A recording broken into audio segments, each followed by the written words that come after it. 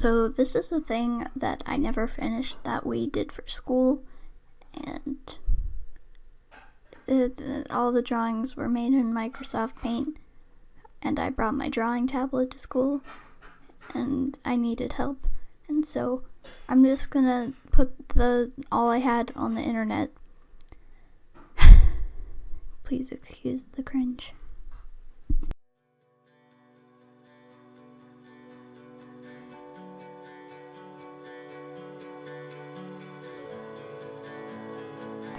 Time flashed by for the dark and the light. The two fragments recessed, still left unaddressed, stranded in unrest.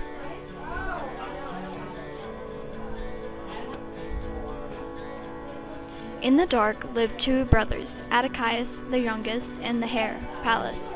As children of the lists of myths, their favorite was the narrative of the Holy See and the divided terrain. Atticus would always dream of a destiny to leave, of fulfilling the prophecy. But he was laughed at, fitted with an unforgivable grafted cast for a foolish dreamer, a romance seeker. The streets frowned, but deep down, he screamed out. He knew there was accuracy in the acquainted legacy, legitimacy to the framed sea, a quiet certainty to his faded fantasies. Atticus, tired of fiction and bound by his ambition, left his home for the city of light. Disguised as a citizen, his identity was hidden within a city that sat glistening. He was eager for his new life. He contemplated and hated.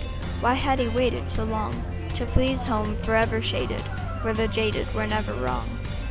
He took a deep breath. He was finally gone. His hope was left strong, that a meaning would be found that had kept him withdrawn. His stare had caught a light, and he fell for the sight.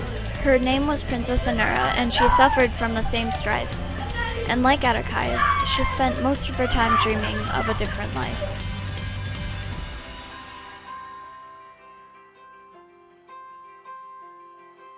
Love was everywhere. You could taste it in the air. The couple was eager to trade vows, to float away and settle down. But before they had agreed when and where to meet, the princess felt queasy and weak, could barely speak. Atticus knew instantly why she was so green, and what had caused of the disease. It was his proximity. She was ill from his company. Evil's ubiquity. You can't run from your history. Your past will seek you endlessly. He knew the only remedy to revival malady resided and abided on the opposite side of the Petrus levee, and its harsh, barbed concrete peak. So, while avoiding the leak of his true identity, Atticus convinced the princess of their leave. They would meet with a specialist and rid her blood of this. He kissed her on the lips and assured her a life long lived, and started the trek. So they arrived at the doctor's camp, his crude shack a shanty with walls of broken glass, light leaking through the shattered cracks. And though he was cordial, the young couple was doubtful, for the longshoremen had warned them to keep a close eye on their adored ones, but they had journeyed for a reason.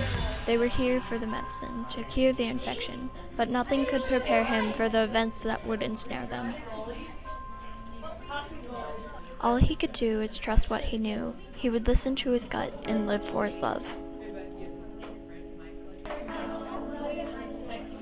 The doctor mixed elixirs and filters, pried scrolls and read excerpts. He spoke in foreign phonetics and read runes from ancient relics, stirred ointments with potions and unctions with doses. He whisked it till smoke rose and seeped into her nose. The illness had relinquished. The doctor had fixed it, the cleansing accomplished. Their love was free to flourish.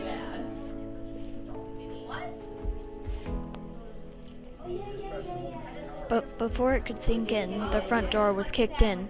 Standing in its place was Pallas. Driven by malice, he had barged in to challenge Atticus, to prove their love. Their word wouldn't be enough.